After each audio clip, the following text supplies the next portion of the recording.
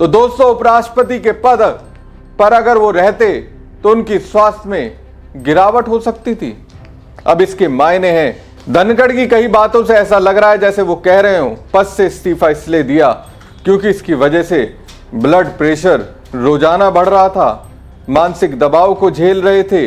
अब दोस्तों, किसकी वजह से उनकी स्वास्थ्य में गिरावट आ रही थी?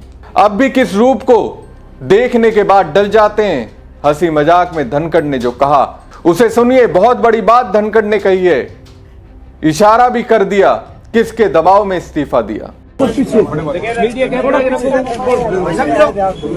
अरे साहब, आजकल क्या है कि दाढ़ी वालों को देखते रहते ये दाढ़ी कर दो तो समझ में आए। मेरे ये ओझी दाढ़ी को रखता है और दाढ़ी से। धनखड़ ने स्वागत करने आए एक व्यक्ति को देखकर हंसते हुए कहा, मैं दाढ़ी वालों को देखते ही डर जाता हूं। इतना ही नहीं, उन्होंने अपनी चुटकी को आगे बढ़ाते हुए यह भी कह दिया कि उनका अपना ओएसडी भी अपनी भारी दाढ़ी की वजह से उन्हें डराता है।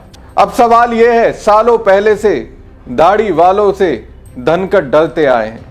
जब से बीजेपी के साथ जाने के बाद पद मिला आरंभ हुआ, तब से दाढ़ी वालों से डरने लगे। क्या धनखड़ मोदी शाह की ओर इशारा कर रहे हैं? क्योंकि बीजेपी के तो यही दोनों सबसे बड़े चेहरे हैं, इन्हीं की बीजेपी में चलती है। इनके खिलाफ बीजेपी के अंदर किसी में जाने की हिम्मत नहीं है और इन दोनों की दाढ़ी भी है। तो क्या माना जाए, इसलिए पूर्व उपराष्ट्रपति धनखड़ को दाढ़ी फोबिया हो गया? इसलिए क्या दाढ़ी वालों को धनखड़ देखते हैं तो वो डर जा रहे हैं?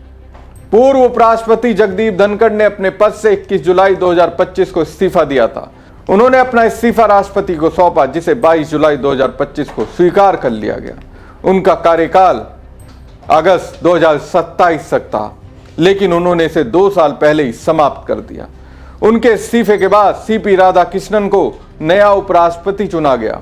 हाल ही में चूरू में उन्होंने स्पष्ट किया कि वो बीमार नहीं थे, बल्कि स्वास्थ्य को प्राथमिकता देना चाहते थे।